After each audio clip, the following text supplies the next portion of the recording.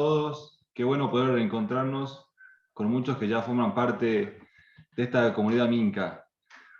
Muchos otros que han pasado por otros programas nuestros de formación y vinculación. Y más gusto aún de encontrarnos con quienes se suman por primera vez a esta como una de nuestras propuestas educativas.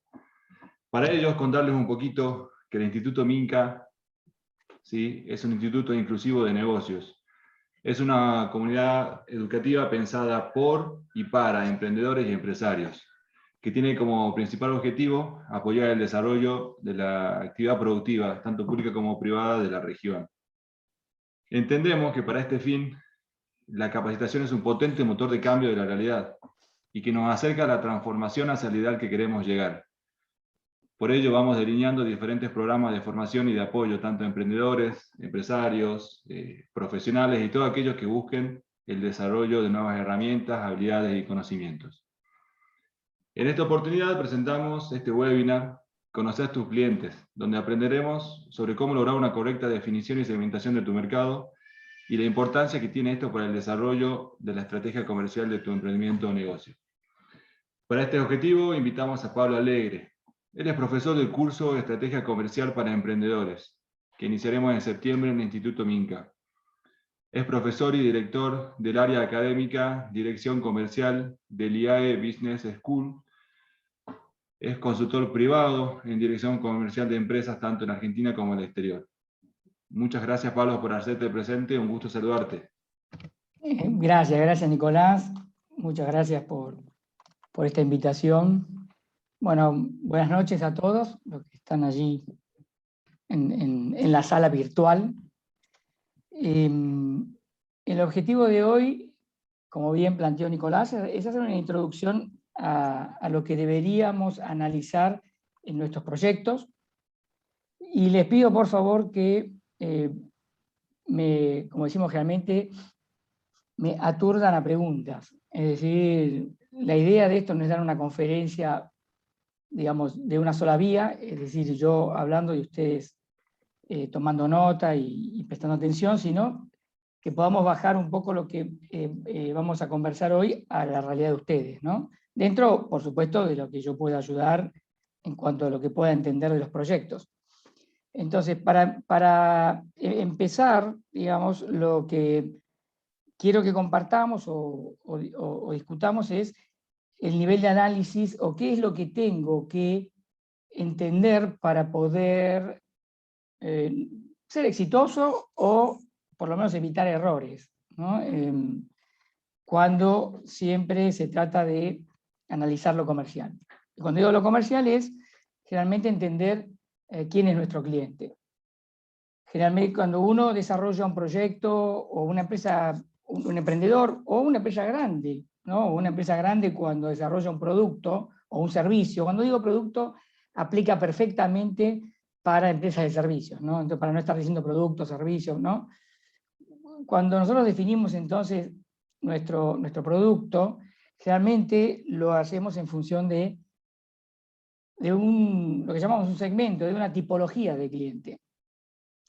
Y lo que tengo que entender generalmente es, en comercial, qué está pasando en el mercado donde yo compito, o sea, qué está pasando en el mercado, cómo está el mercado, la tendencia, tanto demográfica, quiere decir qué tipología de gente convive en ese mercado, como también temas claves como el proceso de decisión de un cliente, cómo deciden los clientes desde que toman conocimiento de lo que nosotros ofrecemos hasta que terminan comprando. Y dentro de ese proceso de toma de decisión o proceso de compra, también entender cómo juega lo que llamamos la unidad de toma de decisión, que es, si es una familia, bueno, cómo decide la familia, cómo interactúa la familia entre ellos para tomar la decisión, o una persona de la familia. Y en empresas exactamente lo mismo. Si le vamos a vender a empresas nuestros productos o nuestros servicios, exactamente lo mismo. Tengo que tratar de entender durante el proceso de compra o de toma de decisión cómo actúa el conjunto de personas que interactúan en ese, como dije recién, en ese proceso, y tratar de ver de qué forma puedo influenciarlos para que compren lo que yo estoy vendiendo y no que compren lo que vende la competencia. Entonces, de eso vamos a hablar hoy y llevándolo, como dije, en la medida que ustedes estén dispuestos, a la realidad de los emprendimientos o ya el proyecto o el emprendimiento en marcha que ustedes tengan. Entonces, dicho esto, generalmente a mí muchas veces me preguntan, Pablo, bueno, hablando de mercado, ¿qué es lo que tengo que analizar? ¿Qué es lo que tengo que ver? Entonces, voy a compartir acá una pizarra, el Jamboard, la pizarra, a ver si voy escribiendo y después estos pizarrones te los envío, Nicolás, para que tú se los envíes a todo el grupo que está presente hoy, ¿no? Así, bueno, por ahí tienen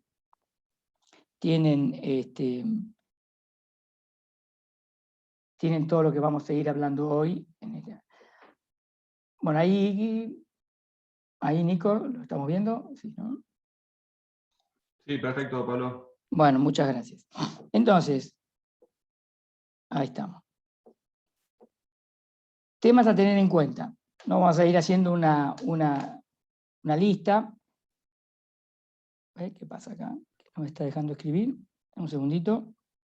A ver ahora. Ahí está. Primer tema a analizar. ¿Está bien? Todo lo que tiene que ver con el mercado. Cuando uno dice, bueno, a ver, Pablo, ¿pero qué tengo que mirar del mercado? Primero, lo que tengo que analizar es el tamaño, ¿ok? O sea, el volumen,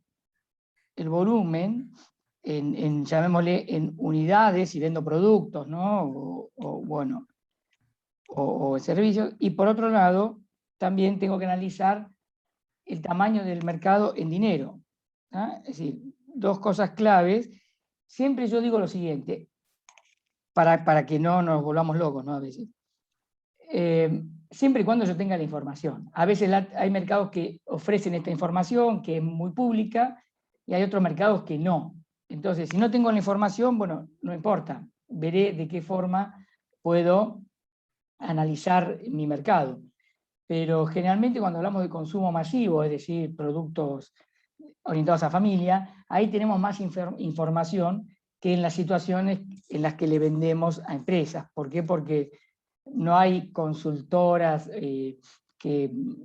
salvo una, que haga mucha investigación en el caso de empresas. Pero bueno, por eso yo siempre digo que si no tenemos esa información, pues tendremos que salir a buscarla.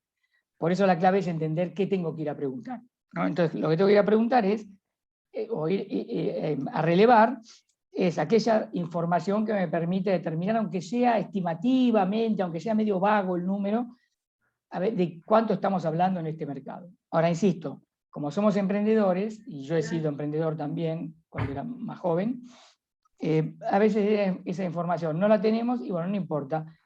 Total, como estamos emprendiendo, al inicio cualquier, digamos, mínima participación que tenga el mercado para nosotros es mucho.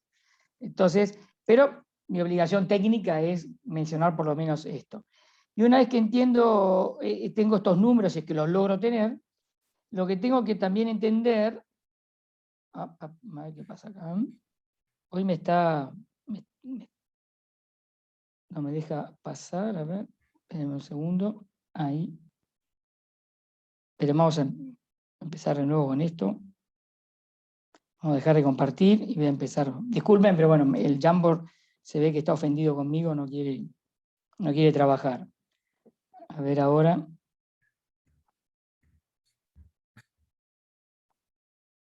Un segundo.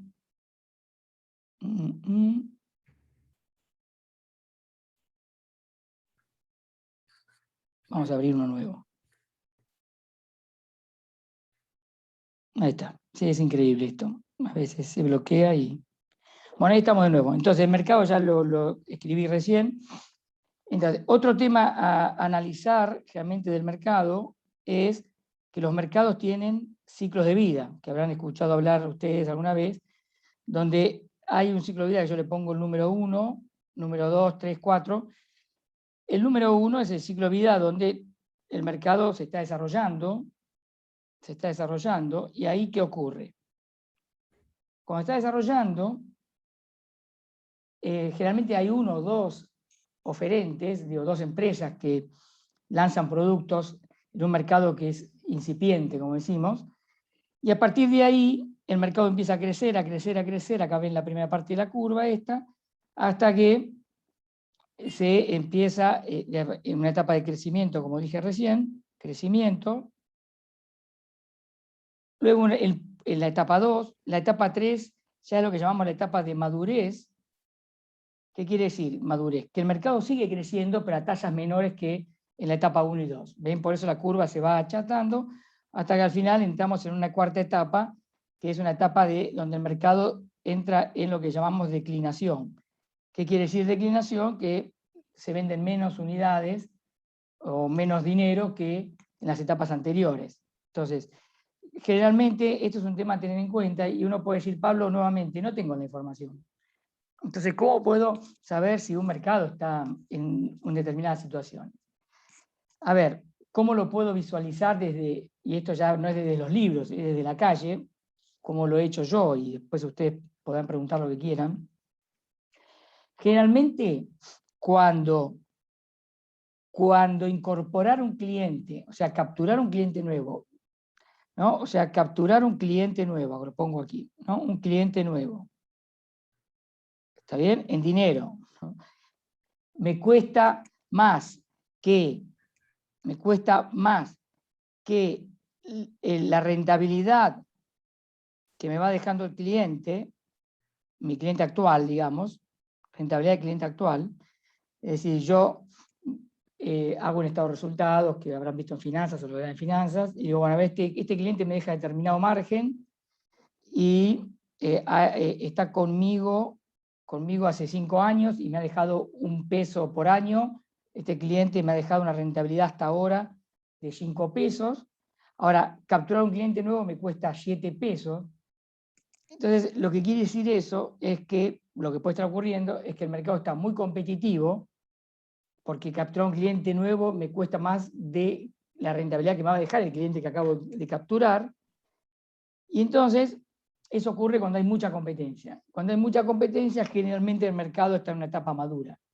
Entonces, una forma de ver lo que acabo de decir, si no tengo información de mercado, es hacer esa cuentita muy simple. ¿Cómo hago la cuenta de capturar un cliente nuevo? Bueno, ¿cuánto llevo, por ejemplo, este año, supongamos, cuánto invertí año pasado? ¿Cuánto invertí? Acá, invertí el año pasado en todo lo que tiene que ver con comercial, llámese si hice publicidad, o cuando hablo de publicidad digo digital, como fuera, todo lo que invertí, versus la cantidad de clientes incorporados, cantidad de clientes nuevos. ¿Se ve? ¿Estamos? Entonces yo digo, a ver, invertí, no sé, $1.000, incorporé un cliente, el cliente me costó $1.000, ¿tá? Porque invertí 1.000, entró un cliente, $1.000. Y lo comparo con la historia. A ver, los clientes que incorporé hace 3 años, ¿cuál rentabilidad me vienen dejando? Los que incorporé hace 2 años. Entonces, hago la cuenta esta de entender cuánto me puede llegar a dejar este cliente nuevo en función de los clientes que ya tengo, y lo comparo con el costo de incorporarlo. Entonces, insisto una vez más, si el costo de incorporarlo es muy parecido al dinero que me va a dejar mientras sea cliente, bueno, y ahí, sin tener información más que esta, créanme, esto ocurre generalmente cuando un mercado está maduro, ¿sí?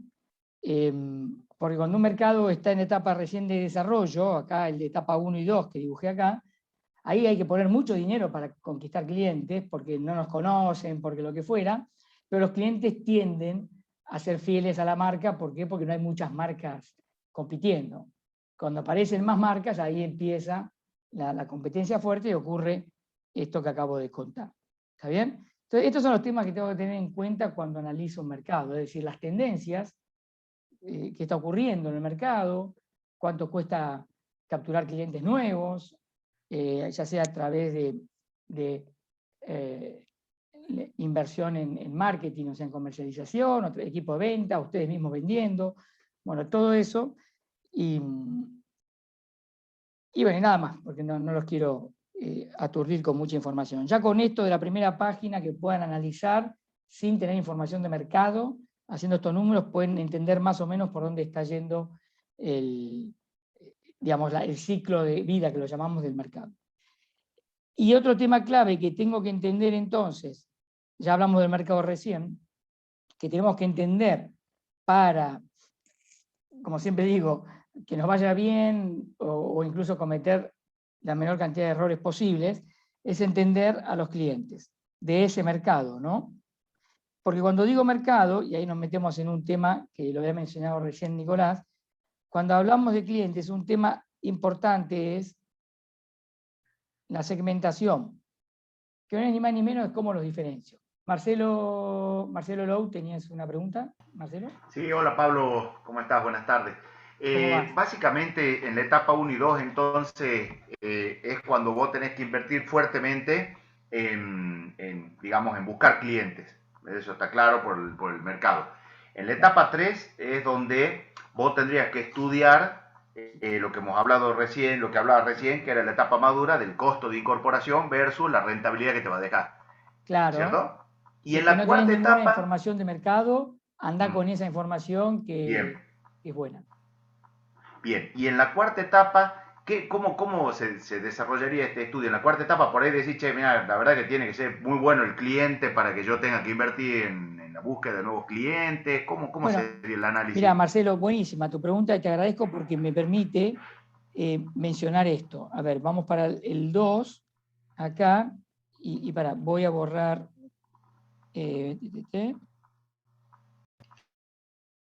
y voy a volver a dibujar esto, porque a veces uno cree, o yo lo creía cuando era más joven, que en esta etapa, que es la etapa digamos, de declinación, de un mercado, madurez barra declinación, ¿no? Lo dibujo solamente para que veamos esto. Ahí las oportunidades son para empresas grandes. Y la verdad que no.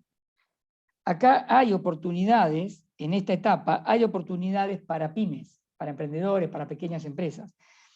Lo que es clave en ese caso, Marcelo, o vas a lograr hacer buen negocio en esta etapa, que está en el círculo, cuando desarrollas una innovación, ¿no? Una innovación. Y una innovación no tiene que ser un tema solamente tecnológico.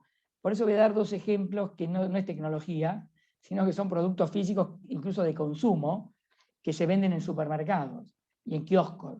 Entonces digo, porque innovación no es solamente, como digo, que por supuesto que tecnología tiene que ver con la innovación. La innovación es darle algo distinto al cliente, algo nuevo que el cliente en ese mercado no conocía. Una variante distinta a lo que consumía. O facilitarle la vida, o sea, es un mismo producto, pero que le facilita la vida, le facilita una ocasión de consumo, de compra, y entonces eso es una innovación, porque es algo nuevo, distinto, que el cliente hasta ese momento se manejaba de una forma, y con lo que tú estás lanzando, le has dado una nueva forma de consumir o de comprar. Y, por ejemplo, un caso es el lanzamiento de un alfajor de arroz, cuya marca es Choco Arroz. Alguno por ahí lo habrá consumido. Choco Arroz fue un éxito porque era un alfajor de arroz. Todo lo contrario a lo que consumíamos como alfajor. Cuando nosotros consumimos alfajor, a veces, no digo siempre, a veces sentimos un poco de culpa, sobre todo cuando ya tengo mi edad, 55 años, digo, comiendo el alfajor, que es, ¿no? que bueno, no es muy saludable, pero bueno, me como un alfajor de aquellos, ¿no? Y lo que vieron ellos fue, bueno, ¿qué pasa si no le damos a la gente un alfajor? Que quizás no tendrá el sabor de los tradicionales alfajores, pero por lo menos le sirve para comer algún dulce, o sea, un snack, a la gente que quiere cuidarse o tiene problemas mínimos de salud o lo que fuere. Y esta gente que lanzó el Choco Arroz era gente que justamente vendía comidas para celíacos, ¿no? Gente con ese problemita. Entonces el celíaco no podía comer azúcar y todo eso. Entonces la dueña de esa empresa que vendía alimentos para celíacos, en las dietéticas, en los comercios dietéticos. Un día dijo, bueno, ¿por qué no hacemos un alfajorcito y lo lanzamos? Entonces lanzaron el alfajorcito, creció, le pusieron la marca, los asesoró una persona que le dijo pongan una marca distinta a la de ustedes para que se independice. Y bueno, el Choco Arroz incluso llegó a entrar en supermercados, creció fuertemente hasta que, bueno, luego una empresa grande, conocida en Argentina, le compró el proyecto Choco Arroz. Pero lo que hicieron ellos fue esto, Marcelo, hacer en esta etapa, no sé si ven acá el circulito que estoy marcando acá, en esta etapa hicieron crecer el mercado del alfajor, o sea que se estaban medio madurando, lo hicieron crecer a partir de una propuesta totalmente distinta, un alfajor de arroz. ¿Ah? Y la gente asociaba, arroz lo asocia ¿a qué? A un hospital, a la enfermedad, no a algo divertido que se comer un alfajor. Y ellos lograron convencer a la gente que se podía comer un rico alfajor de arroz, porque de hecho a mí me gusta, y creo que es rico, y bueno, hicieron crecer la categoría arroz, a tal punto, como dije, que entró en supermercado. Y al entrar en supermercado, marcas tradicionales de alfajores comenzaron a copiar el modelo del alfajor saludable, etc. Entonces creció una nueva categoría llamada alfajores de arroz, ¿no? Saludables. Y bueno, y a supermercados les gustó esa propuesta y compraron, y ahí la categoría que venía medio dormida volvió a ser una pequeña explosión, ¿no? Entonces, ¿esto por qué lo cuento? Porque era una pyme, no era una corporación, era una pyme. ¿Está bien? Y también tenemos el caso no sé si alguna vez comieron las pizzas Sibarita, que fue un caso bastante similar, otra innovación, que fue ni más ni menos una pizza congelada para el freezer. ¿Cuál fue la oportunidad que analizaron en este caso un grupo de jóvenes uruguayos? Que cuando tú pedías la pizza a domicilio, generalmente la pizza ya viene un poquito fría o tibia, no viene caliente como cuando la comemos en la pizzería. Y entonces lo que vieron ellos es, bueno, la gente la volvía a calentar en su casa, dar un pequeño golpe de horno, y entonces ahí ya no era la misma pizza, porque ya la tuve que recalentar. Y ellos lo que dijeron es, en lugar de llamar 0800 pizzería, llamás 0800 freezer, la tenés ahí congelada, la sacás, y lo que es clave, igual que en Choco Arroz, el sabor tiene que ser bueno. O sea, en este caso la pizza tiene que ser buena, porque el concepto de congelado estaba bárbaro, pero si no es rica, no la voy a consumir. En el caso de Sibarita, era una pizza de rico sabor, por lo menos respetable, y me evitaba tener a veces que tener que llamar a la pizzería, que no tengo ganas, que yo, y la hago rápido. Y bueno, y lo mismo, ellos, digamos, desarrollaron la categoría de pizza congelada. Y de hecho, nuevamente, lo vendían en algunos puntos de venta, los supermercados vieron eso y dijeron, sí, vení, y la instalaron en las góndolas de congelados. ¿Estamos? Entonces, ahí tienes dos ejemplos de dos pymes que innovaron.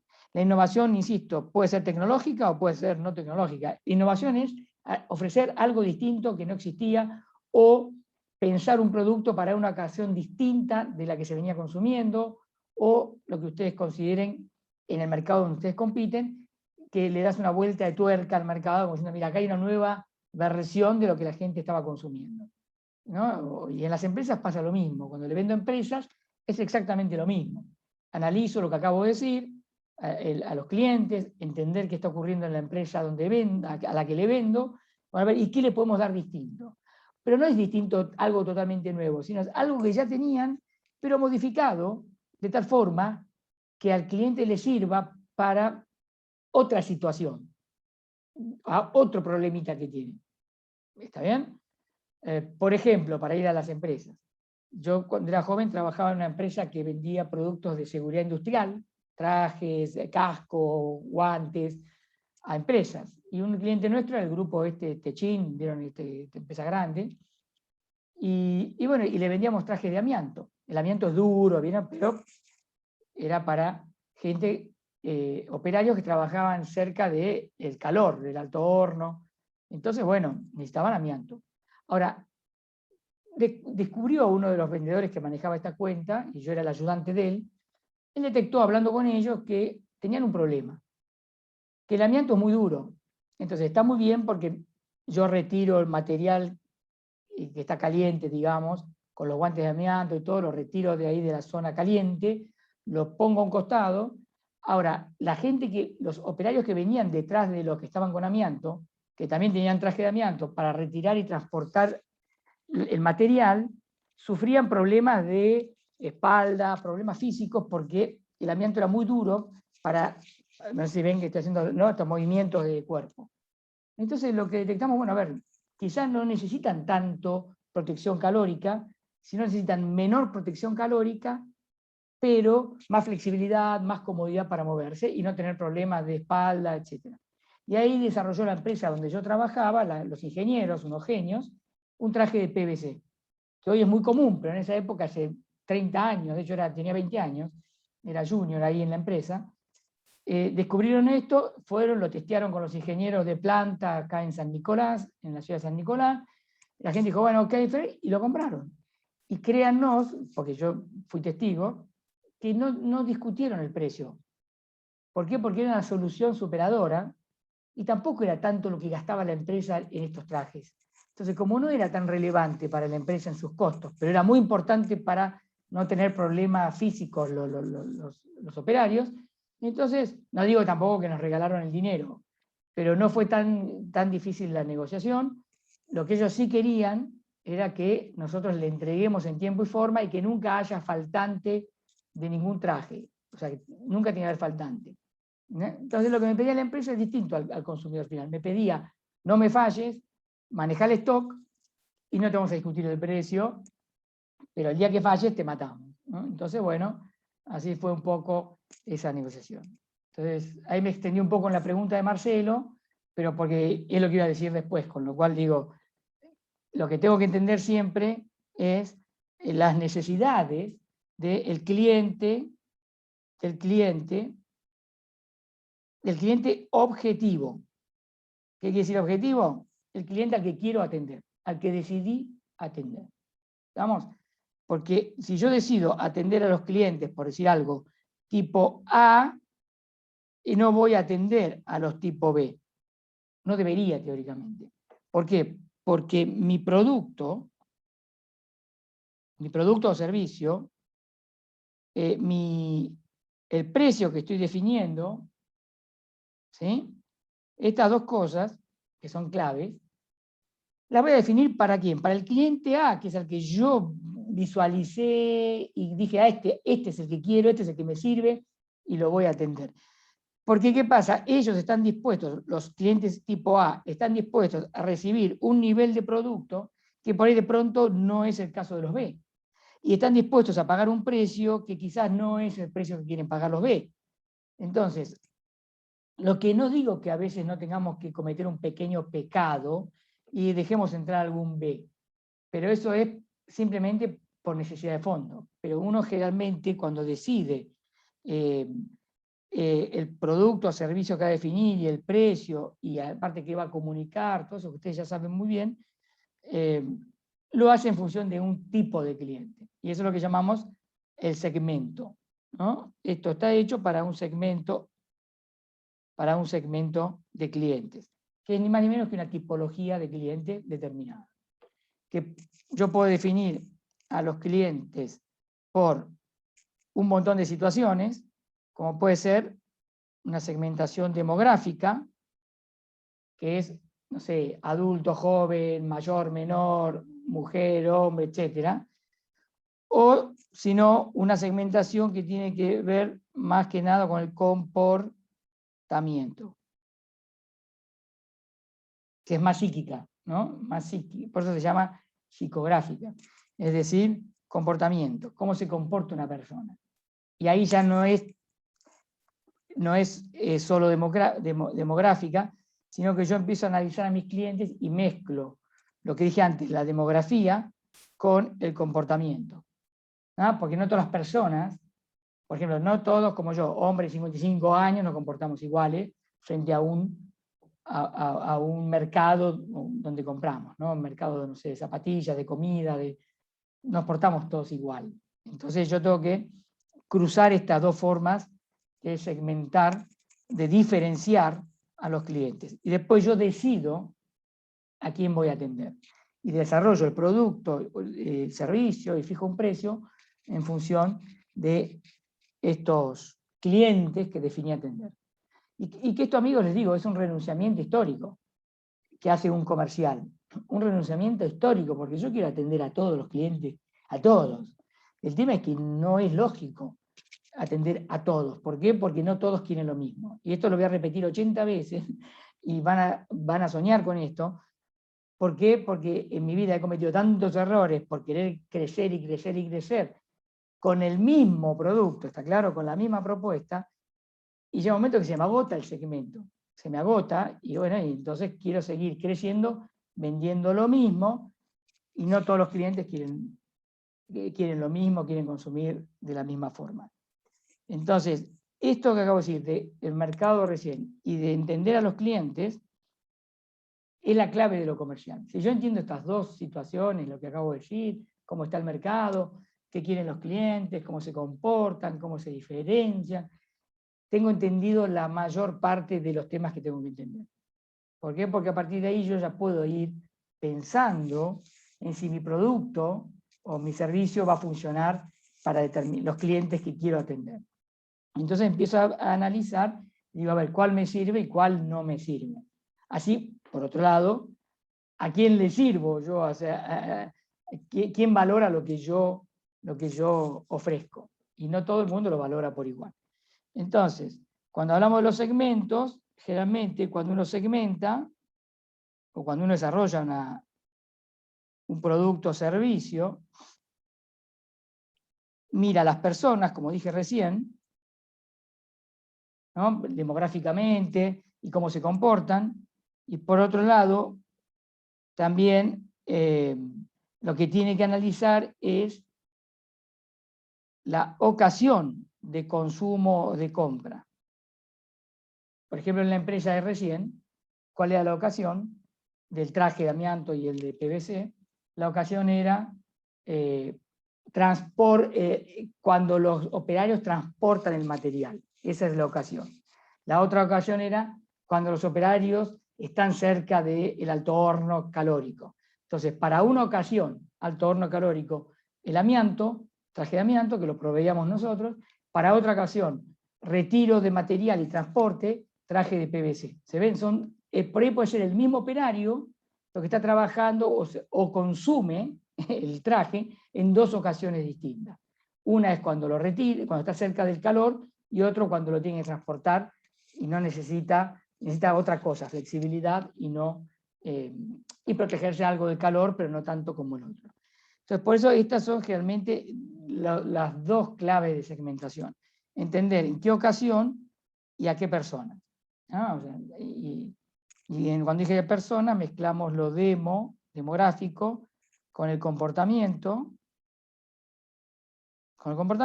y por otro lado la ocasión de compra.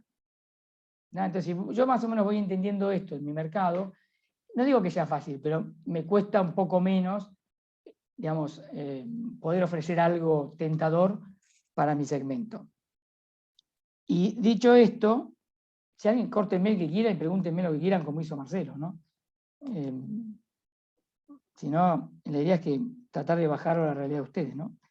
Entonces, siguiendo con los clientes, otro tema clave de entender en los clientes es esto. La unidad de toma de decisión. ¿Está bien? Porque generalmente, tanto en las empresas como en la familia, muy pocas veces decide una persona sola. Salvo que, bueno, yo viva solo, ahí sí. Pero aún viviendo solo, tengo gente que a veces influencia mi decisión. ¿Estamos?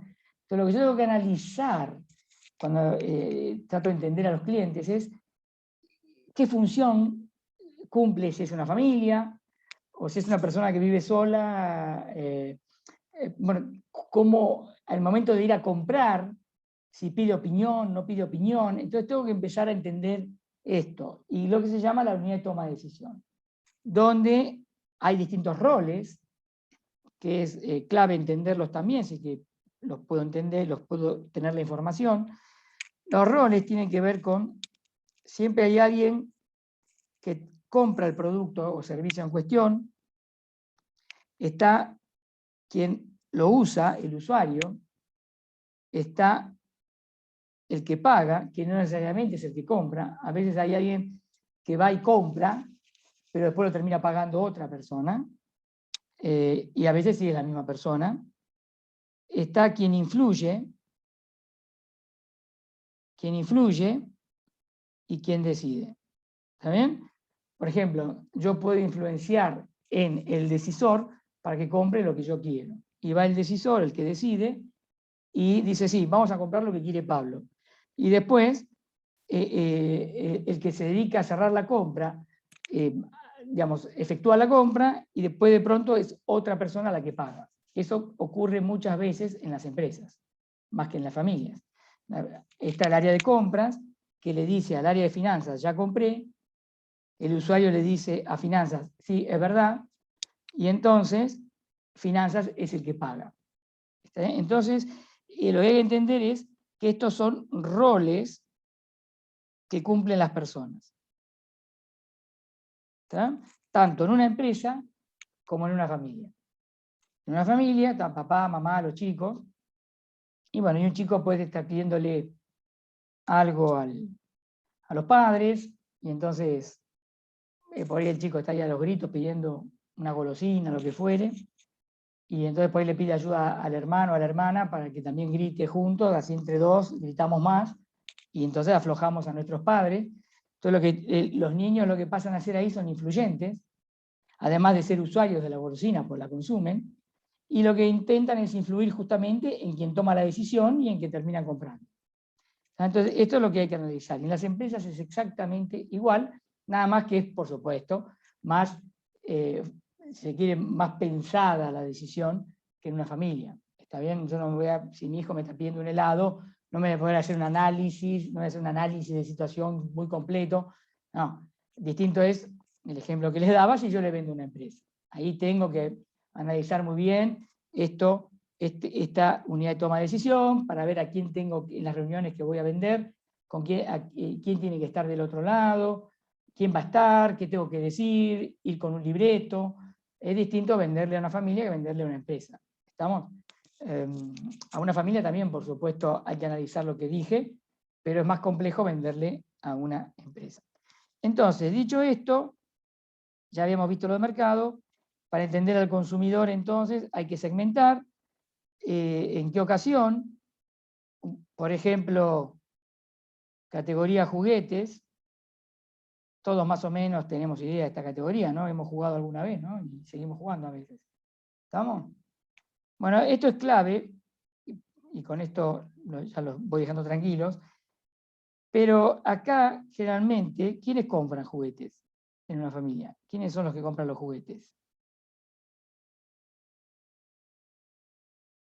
Hola. ¿Pueden decir algo? Los padres. Los padres, muy bien, perfecto. Padres.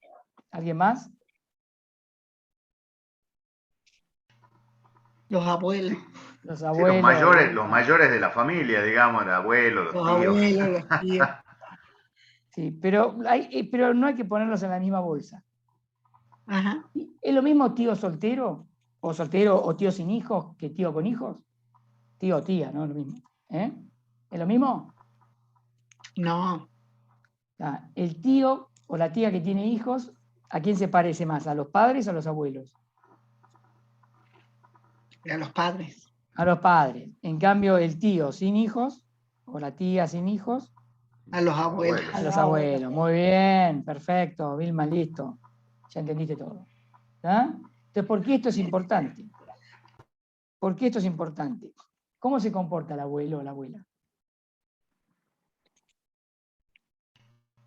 cuando va a comprar regalo para el nieto o la nietita? ¿Cómo se comporta? Fácilmente influenciable. Fácilmente influenciable. ¿Necesita influenciamiento? No, parece que no, Vilma, ¿no? No. Algo sí. ¿Quién influye a abuelo y abuela? ¿Quién lo influye? El nieto. El nieto, Alicia, claro. Y sobre todo, ¿en qué ocasión? Ahí volvemos a las ocasiones. ¿En qué ocasión? ¿Cuál es el día? ¿En qué ocasión? Dice, Abu, ¿en qué ocasión?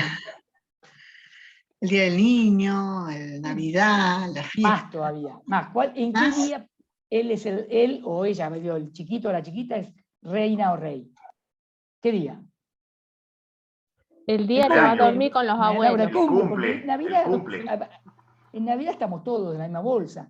En cambio, en el cumple es mi día. ¿Está? Entonces, Está bien. cumple es...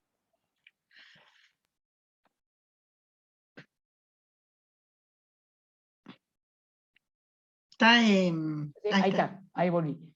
Cumple es mi día. El cumple es mi día. Entonces, el cumple es la ocasión. ¿En qué ocasión el chico se activa más y en qué ocasión, se activa menos? Bueno, en el cumple se activa más. Entonces ahí, Abu, quiero el juguete tal. La caja, una caja enorme, no sé, de Lego. ¿Vieron los Lego, los ladrillitos? ¿Está bien? Entonces, Abu, ¿a quién le pregunta antes de ir a comprar?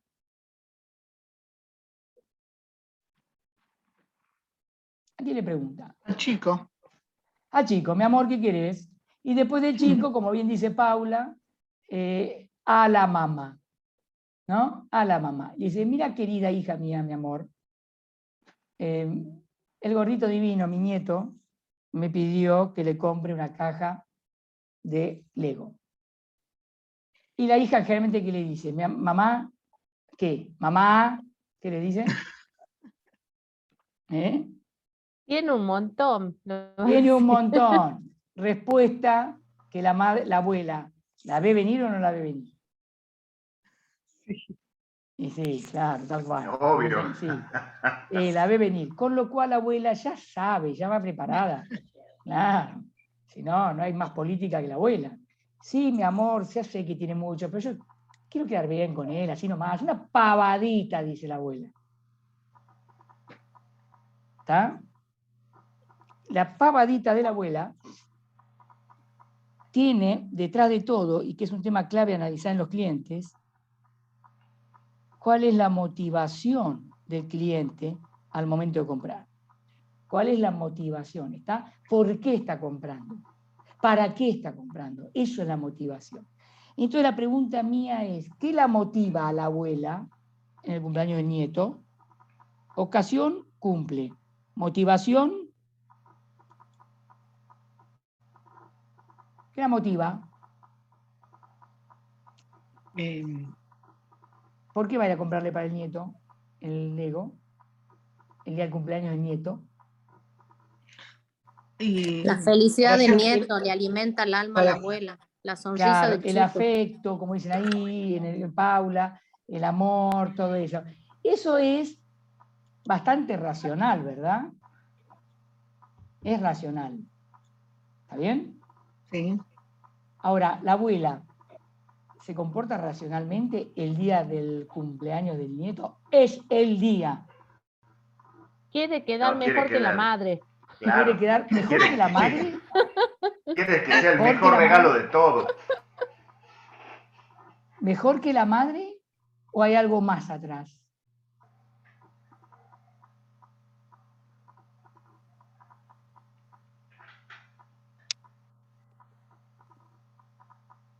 ¿Con quién compite la abuela?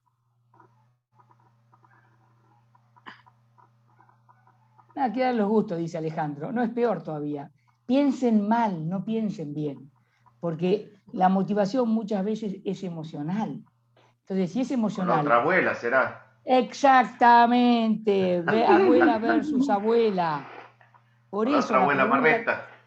Claro. Por eso la pregunta de la abuela siempre es, hija querida, no quiero quedar desubicada con el regalo que le voy a hacer a mi amor, mi amorcito, tu hijo, o sea, a mi nieto. Así que decime, para no quedar desubicada, ¿qué le va a comprar la otra abuela? ¿Alguna vez ocurrió eso o es una locura? Y entonces la mamá le dice, o sea, la hija le dice, no, mamá, no, una cajita chiquita. Bueno, ok, compra caja chica, mediano o grande la abuela. Grande. La estrella de la muerte de 30.000 piezas le compra él. Exactamente. ¿Se ve, amigos? Entonces, perfecto. si yo entiendo la motivación, cuando la mamá o papá va a comprarle Lego, ¿qué le compra? Un día normal, generalmente, ¿qué le compra? ¿Tamaño pequeño? ¿Tamaño medio? ¿Caja de tamaño medio o grande? Un día normal, ¿no? Realmente, en general, la mayoría de las veces que compran papá y mamá, ¿grande, mediano o pequeño? Yo pequeño claro, porque ¿no? ya tiene un montón. Exacto, Pequeño. sí, perfecto. Generalmente papá y mamá andan por acá, y a veces por el borde este, ¿no? Muy pocas veces por acá. Acá menos veces, acá más veces. ¿Está bien? En esta cruz de acá. ¿Estamos bien ahí? Porque generalmente, ¿en qué ocasión compran papá y mamá? ¿Para qué? ¿Para algo nuevo o para reposición? Porque se quedó con un poco de ladrillito, le sigo comprando un poquito más. ¿Es para sorprenderlo o para que siga jugando, reposición, todo eso? Sí, para reposición. La reposición. La mayoría de las veces es reposición. O sea que la ocasión, para que se vaya viendo nuevamente el otro, la ocasión, en el caso de papá y mamá, es reposición. La mayoría de las veces. También a veces hay para malcriar, pero generalmente es reposición. ¿Se ve? En cambio, abuela, abu, generalmente compra la grande en el cumpleaños porque es para, entre comillas, malcriar.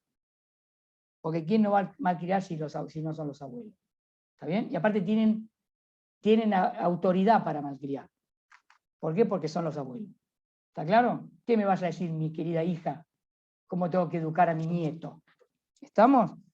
Entonces, ahora, el punto, y con esto termino, que tengo que entender además, ven, ocasión, reposición, abu, ocasiones, la ocasión de cumpleaños apunta a la felicidad del chico.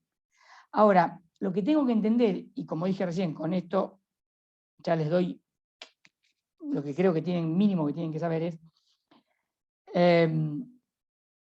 a ver, ¿cómo decirlo?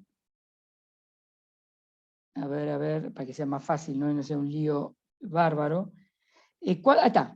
¿Cuánto sabe o no sabe de la categoría, o sea, del mercado? En este caso, los juguetitos estos tipo Lego, Rusty, los ladrillitos. ¿La abuela sabe o no sabe? O sea, ¿está al tanto del día a día de este mercado? No. Claro, no sabe. Muy bien, no sabe, no está actualizado. En cambio, mamá y papá están actualizados.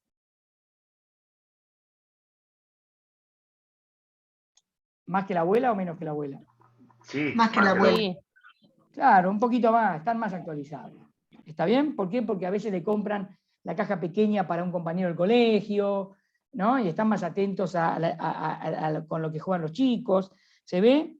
Entonces, lo que yo tengo que entender es otro tema. Es cuánto sabe o no sabe un cliente o el consumidor de la categoría, el mercado donde competimos. Si no sabe, los abuelos no saben, necesitan ayuda para comprar. ¿O no? Entonces, si se trata de un juguete, ¿quién los va a ayudar? ¿Quién los ayuda a decidir? El vendedor. El vendedor, perfecto, el vendedor.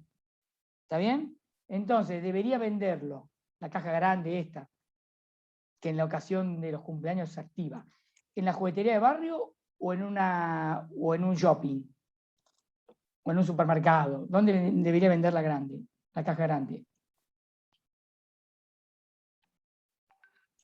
Si necesita ayuda, ¿dónde están los vendedores? ¿En la juguetería de barrio en el o shopping, en el supermercado? En el supermercado. ¿No? Los vendedores, los que te asesoran y te dicen qué caja comprar y para qué sirve y todo eso. En la librería. Claro, en la librería o en la juguetería de barrio. O en la cadena de jugueterías, que son más grandes, pero son una cadena de jugueterías. O sea, son locales. ¿Está bien? Los juguetería. Pero también puede ir una madre y comprar en el supermercado un tamaño mediano, etc. Entonces, lo que quiero decir con esto, ¿por qué iba con este ejemplo? Que es un ejemplo conocido por todos, por lo menos lo que es juguetes, es que si yo no entiendo mucho la categoría, voy a buscar siempre asesoramiento, ya sea a través de gente que sabe del tema, amigos, o en este caso, bueno, mi hija, si yo soy abuela. Ahora, a veces quiero que me asesoren, pero a veces no me gusta lo que me están diciendo. ¿Está bien? Y perfecto lo que dice Paula, los papás compramos online.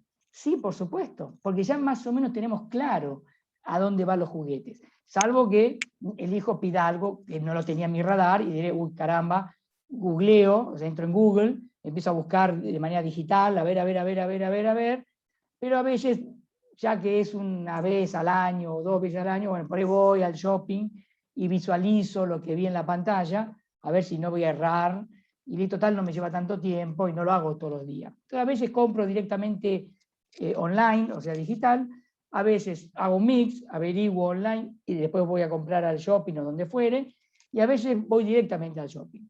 Porque digo, bueno, ya está, ya estoy cerca del shopping, entro y compro. Entonces eso es lo que tenemos que tener en cuenta, muy bien, como dijeron ustedes, los comerciales cuando armamos nuestra propuesta.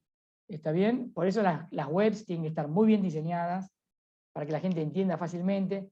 Tengo que trabajar muy bien la comunicación digital, para que ya sea por donde fuere, Facebook, Instagram, Google, para que esté bien posicionado el aviso y se entienda bien. Entonces, el algoritmo matemático lo va siempre posicionando más o menos bien. Después también, que sea fácil encontrar lo que yo estoy ofreciendo, porque eso también hace que Google, si estás por Google y no por Instagram, te lleve más arriba en el ranking.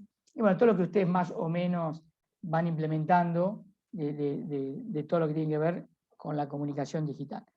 Pero más allá de online y offline, o sea, digital y tradicional, por decirlo de una manera, este análisis que acabo de plantearles en estos 3, 4, 5 pizarrones, es el que hay que hacer siempre. Y entonces, el proceso de toma de decisión se une, como dije antes, con la unidad de toma de decisión. Cómo deciden y quiénes interactúan.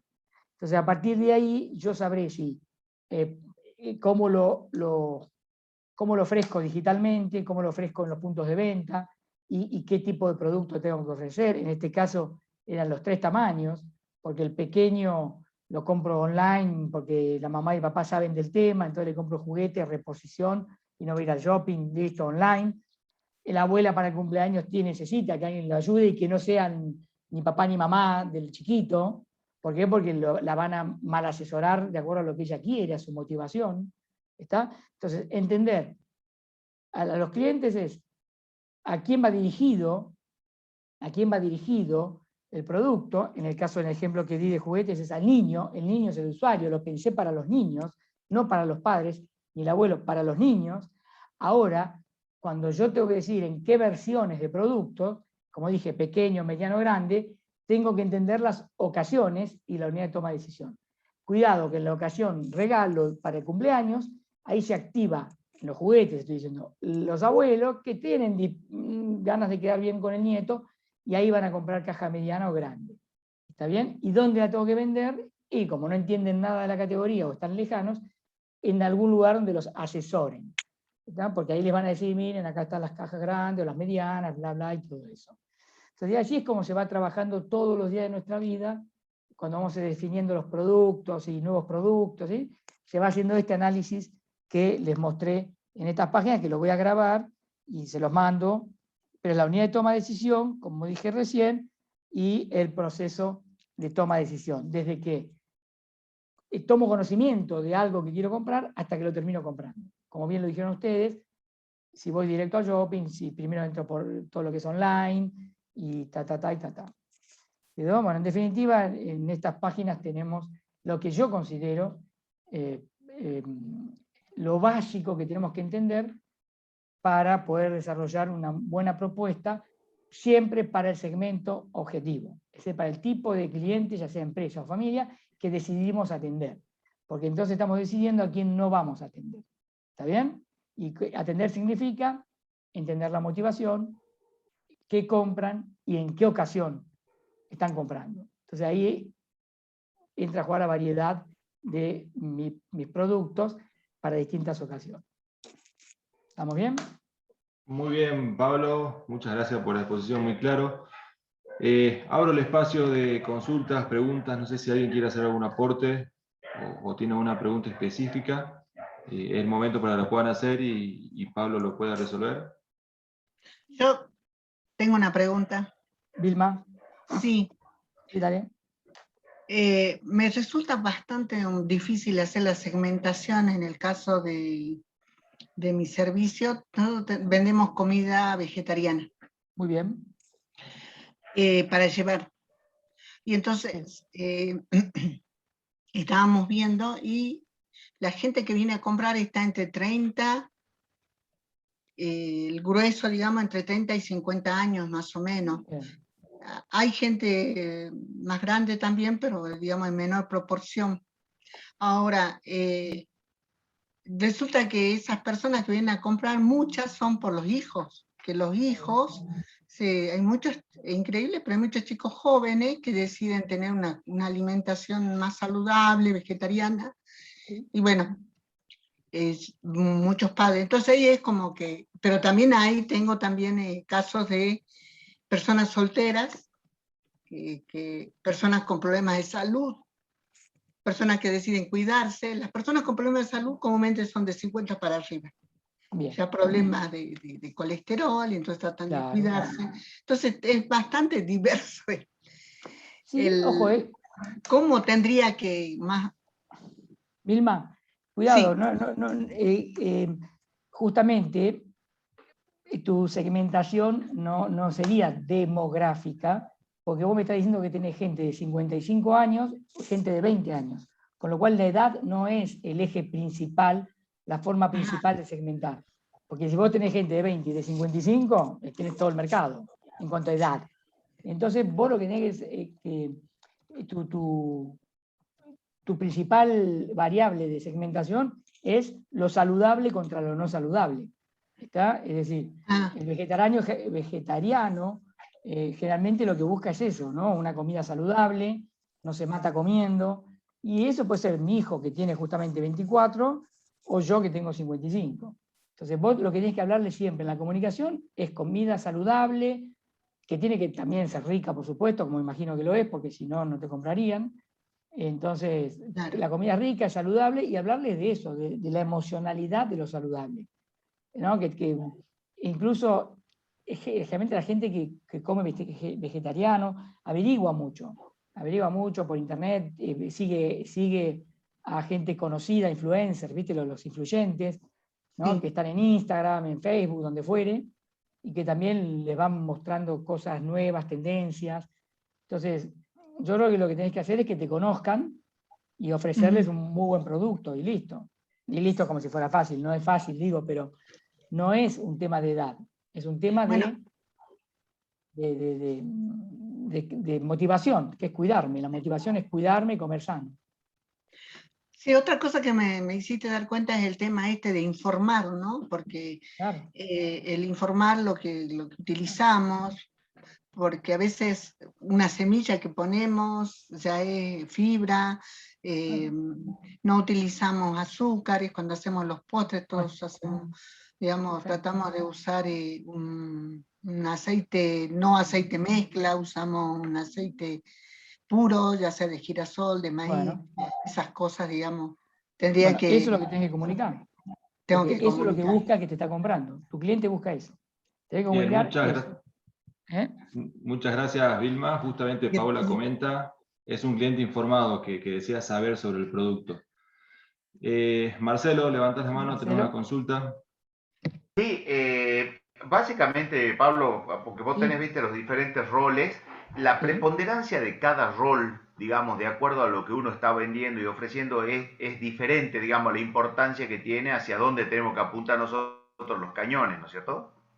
Es decir, por ejemplo, un servicio contra un producto, alguien que vende un producto terminado como Vilma, por decirte, los niveles de apuntar, digamos, poner la mira en los roles para saber a quién le estamos vendiendo. Claro. Digamos, tiene diferente importancia cada uno, ¿no? Claro, porque vuelvo a lo mismo, ¿no? Está bueno lo que preguntás. Es en base a qué ocasión. Como dijimos recién, el día del cumpleaños del chico, la estrella es la abuela, entre comillas. Mi segmento es la abuela. En el día a día, el segmento son los padres. Entonces, generalmente vos lo que tenés que mirar es, bueno, lo mismo, la motivación. ¿Quién o quiénes de la unidad de toma de decisión son relevantes en determinadas ocasiones? Entonces vos lo que tenés que hacer es decir, bueno, a ver, si es una empresa a la que le vendés, compras siempre está metido, porque compras es el que compra, ¿no? Pero generalmente vos buscás, a ver, ¿quién influye dentro de la empresa en la decisión? Entonces, en el caso nuestro eran los ingenieros de planta, porque eran los que sufrían el problema, y eso también debo analizar. ¿Quién sufre el problema? O sea, ¿para quién va mi solución? Mi solución ahí, con los trajes de amianto que dijimos, iba para el área de planta. Entonces, la estrella para mí era el gerente de planta de la empresa. ¿Por qué? Porque él todos los días de su vida convivía con esos problemas. Y aparte tenía ausentismo por los problemas de salud de la gente. Entonces el indicador de ausentismo le daba mal, entonces lo castigaban. Entonces, por eso no nos discutía el precio. Entonces, depende la necesidad, depende cuál es el problema, y entender frente a ese problema cuál es la motivación de la unidad de toma de decisión, vas a encontrar quién dentro de ese grupo de gente, quién es el más relevante en el momento en que vos querés vender, digamos, ¿no? Y el que la empresa va a comprar.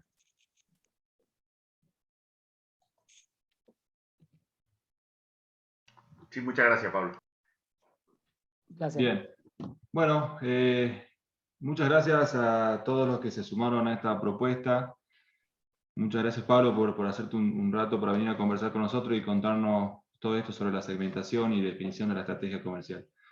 Les recuerdo, Pablo es profesor del Instituto Vinca. Él desarrolla un curso específico de estrategia comercial para emprendedores y empresas. Habla de este tema y mucho más, ¿sí? Le da un enfoque mucho más integral y más escalado sobre cómo desarrollar correctamente una estrategia que lleve a posicionar de manera mucho mejor nuestro producto o servicio que tratamos de ofrecer. Así que los invito, si están interesados, a sumarse a esta propuesta, y van a encontrar mucha más información en nuestras redes, y están habilitados nuestro mail donde estuvieron recibiendo toda la información para hacer las consultas que quieran. Te despido, Pablo, y al auditorio, muchas gracias por hacerse presente. Gracias a ustedes, muchas gracias. Gracias, hasta luego.